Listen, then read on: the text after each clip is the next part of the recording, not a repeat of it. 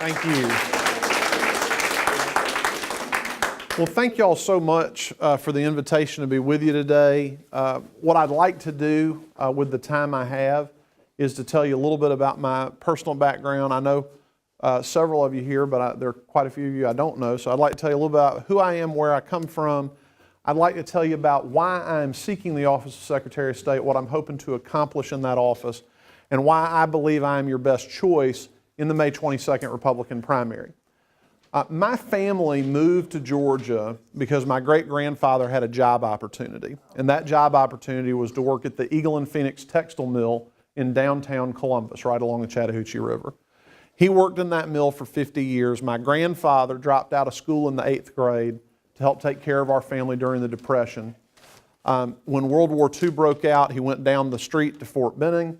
He enlisted in the Army. He served in the Pacific until the war ended. He came home. He married my grandmother, who worked at Commercial Printers in Columbus. He was a milkman for the Wells Dairy in Columbus. He was a railroad conductor for the Central of Georgia Railroad. Eventually, they put together enough money to open a little grocery store at 5th Avenue and 8th Street in downtown Columbus. That was the first of several small businesses they owned and operated over the years. They had a filling station. They had another grocery store. One of my earliest childhood memories is of refilling the Coca-Cola machine with my granddad at the laundromat they owned and operated, which was the last of those small businesses. My dad was the first member of our family to go to college. Dad went to Auburn. He worked at the Eagle and Phoenix mill to earn tuition in the summertime. He went on to law school. He's practiced law for the last 40 years, and I followed in my dad's footsteps. I went to Furman University for my undergraduate education. And they tell you in these kind of speeches to get the bad news out of the way early, so I'll go ahead and share with y'all. I went to the University of Alabama for law school, so that's the scandalous part of my campaign. I will tell you, John Barrow is a former member of Congress. He's the likely Democratic nominee in this race. And I know that everybody now knows what Twitter is because of the President of the United States. John Barrow got on Twitter the night of the national championship game, and he said, "I hope everyone running for Secretary of State's pulling for Georgia, even Josh McKoon, who went to the University of Alabama." And of course, I've been a Georgia fan since I was very young, much to my dad's chagrin. And I just got back on Twitter and responded to him, and I said, "You know, Congressman, I'm pulling for Georgia tonight," and I didn't even have to ask Nancy Pelosi permission. So I haven't heard back from the congressman since then. But I tell you all that just to give you a sense of who I am and where I come from. You know, my family's really been able to live out our American dream. Each generation's done a little bit better than the one that's come before, and this country and this state has afforded us that opportunity. What got me interested in Republican politics, and I've been involved in Republican politics a pretty long time, is I believe that it is getting harder for people to achieve their own American dream. And I believe that the primary cause of that is a government that has gotten too big and gotten in their way. And I think what the Republican Party should stand for is to roll government out of the way to connect people to their American dream. I think that's what we're really about at the end of the day. So why am I running for Secretary of State? I've been in the legislature for 6 years, just been reelected to my 4th term, and I made a decision not to run again. And there are a couple things that factored into that. One was my mother was diagnosed with stage 4 pancreatic cancer the summer of 2015, and she passed away 11 weeks to the day of her diagnosis. The following year, I got married to Jacqueline Bird, which is one of the best decisions I've ever made. But I had a lot of life change in that 2-year period, and it gets you thinking about how much time you've got and what you're going to do with that time. And I felt like 8 years in the legislature was enough. Frankly, thought I would step away from elected office for a while. And then Secretary Kemp decided to run for governor, and I had a lot of people get in touch with me and say, "Hey, you ought to consider this job because of your professional background as an attorney with an emphasis in election law, and also as someone who's been in the legislature." So after a lot of prayer and consideration, my wife and I decided to get in the race about 8 months ago. So that's how I came to this point. So why am I seeking this office? I'm running for Secretary of State to make Georgia the fastest state in the nation to get a job and the toughest state in the nation to cast an illegal vote. It's really that simple. That's what my platform boils down to. Now, a lot of people know about the elections part. I'm going to get to that in a minute. But a lot of people say, well, what do you mean when you say fastest state in the nation to get a job? What does the Secretary of State have to do with that? We talk a lot about Georgia being the #1 state to do business, and that's something that we're rightly proud of. But what it really means is that Georgia is the #1 state for Fortune 500 companies to move to the metropolitan Atlanta area. Over the last 15 years, we've seen our share of low-income families increase, while we've seen our share of middle-income families decrease. And what that tells me is that it's getting harder for that person reaching for the first rung on the ladder of economic success to get there. Well, the Secretary of State's office oversees 41 licensing boards that issue over 100 licenses. Now, you know, 40 years ago, fewer than 1 in 20 Americans had to get a license to go to work. Today, more than 1 in 4 Americans have to get a license to go to work. And I think the pendulum has swung too far in that direction. There are licenses that we ought to have, and a license is nothing but a permission slip from the government to go do something that you pay for. Sometimes that is justified. There are public health or public safety reasons for that. We want engineers to be licensed because we don't want our buildings to fall down. We want nurses to be licensed because we want to make sure healthcare delivery is consistent and good. But I think if we stopped requiring the state to issue licenses to librarians tomorrow, that would not create a public health or public safety crisis, right? So there's some deregulation we can do. The 2 questions the Secretary of State ought to be asking is this something that should require permission slip from the government to do? And if the answer is yes, then is there a way for us to streamline that process to connect people to the dignity of honest hard work as fast as we possibly can? A cosmetology license holder in our state, this is a license to cut and color hair and do nails. On average, that license holder spends 350 days in training before they get their license. Now, as a frame of reference for you, an EMT license holder, this is someone who is trained to give life-saving aid in the event of a medical emergency, spends 31 days in training before they get their license. Now, there's something profoundly wrong with the system where it takes 10 times the training to get a license to cut and color hair and do nails as it does to render life-saving aid in the event of a medical emergency. And so we need to look for opportunities, whether it's apprenticeships, whether it's making the test modular. I had a young woman who said, Josh, all I want to do is cut and color hair. I'm not interested in nail care, but right now that test is an all or nothing proposition for her. Why wouldn't we just let her take the test for the skill she wants to go out and do? So to me, job 1 for your Secretary of State is licensing reform that will create job opportunities. Think about the amount of conversation we've had around bringing Amazon to our state because of the job opportunities it will create. We're talking about a $5 billion, maybe a $10 billion economic incentive package. We can create these jobs just by cutting red tape and getting government out of the way. To me, that's what conservative Republicans are supposed to be about doing. The other quick word about licensing is this. We need the sufficient resources to do the job of the licensing office. There are 18 inspectors for 41 boards and over 100 licensed professions. That means we're expecting a state employee to walk into a funeral home on a Monday, a chiropractic office on a Tuesday, an optometrist's office on a Wednesday, and a beauty salon on a Thursday, and be an expert in regulating all of those very different businesses. Now, it may come as a surprise to you, but the licensing fees that these professionals pay do not go to their boards. They go into a general fund to be appropriated by the legislature. And nothing against the wisdom, the collective wisdom of our legislature. But frankly, the fees that you pay for a service, we've got a bill pending right now on this subject that's come over from the House. Those fees ought to be dedicated to what you've paid for. And so I've got a constitutional amendment I've offered this year. It's not going to pass this year, I can tell you that. But if I'm elected your Secretary of State, we're going to come back, we're going to make that part of the legislative package to give you the opportunity to make sure those funds are dedicated to the purpose for which they are intended so that these agencies can do their job. I think that's very, very important. Now, on the election side, making Georgia the toughest state in the nation to cast an illegal vote. Let me start by talking to you for a moment about our absentee ballot process.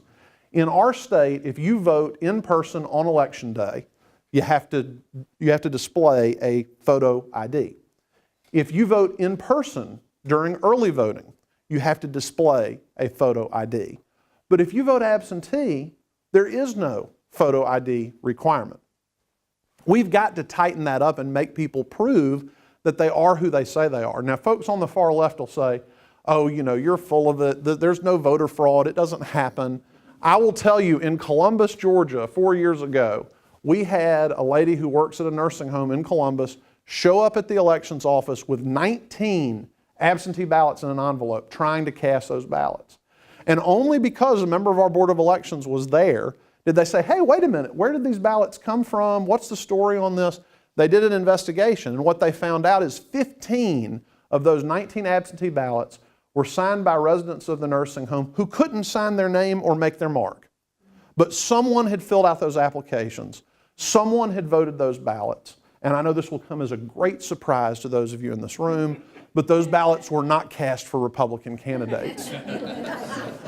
So we've got to have, whether it's notarizing the application, whether it's providing the ID in some other form, we've got to tighten that process up. It is a big hole in the integrity of our electoral process.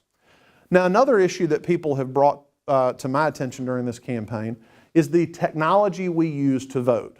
I imagine everyone in this room votes on a regular basis.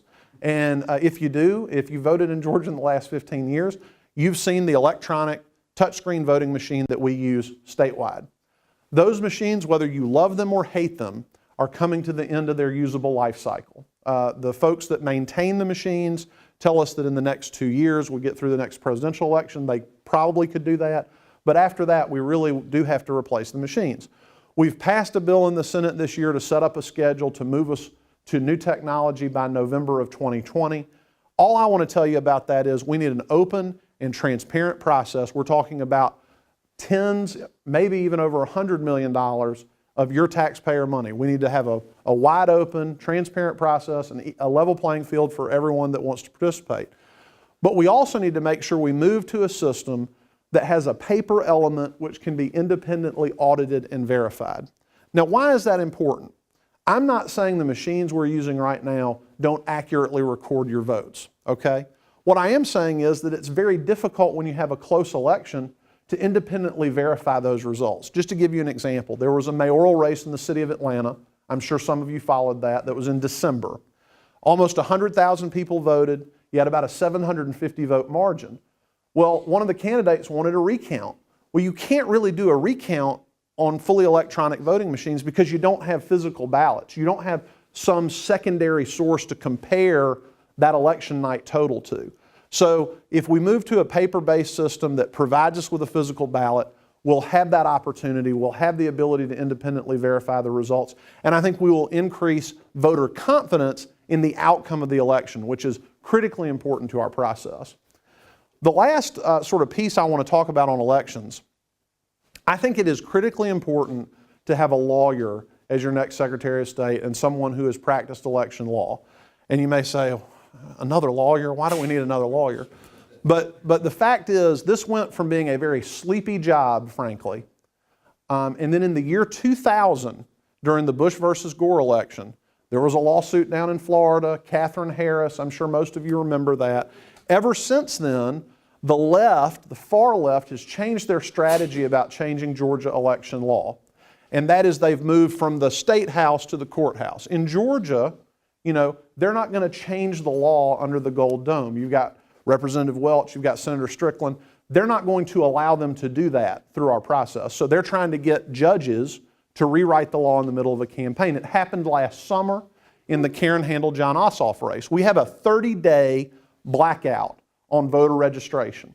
What that means is if you want to vote in the May 22nd Republican primary for Secretary of State, you have to be registered by April the 24th this year. Why is that important? Because local elections officials need that time to verify that you are who you say you are and that you're eligible to vote. Well, a far left out-of-state group sued the state and we lost in federal court and they got a 60-day extension. We had people registering literally in the middle of the election, 10,000 new voters in an election that was decided in June by less than 10,000 votes. Now, a lot of those folks didn't vote, but think about the impact that can have on an election. We lost at the trial court, and tell me, you know what the state of Georgia's reaction was? We surrender. We're not going to take this up. We're not going to do anything else with it. That's when having somebody who has a working knowledge of our elections code is very important, because that's why there is a Court of Appeals. That's why there is a U.S. Supreme Court, because when we see our decisions challenged that are made in the legislature, we need to defend those decisions. There's a real policy reason for that. We've been sued. We've seen counties and cities in this state sued to force them to print their ballots in languages other than English. Now, I want you to think about this with me for a moment. If you become a naturalized U.S. citizen, you have to take a citizenship examination. And part of that citizenship examination is an English test to demonstrate you understand English. So why on earth would Gwinnett County be forced to spend, as they are right now, over $700,000 a year for translators at polling places and printing ballots and voting information in foreign languages? That just doesn't make any sense. Now, there are people in this race who will say, well, there's a federal law that requires this in some circumstances. Well, I've got news for everybody in this race.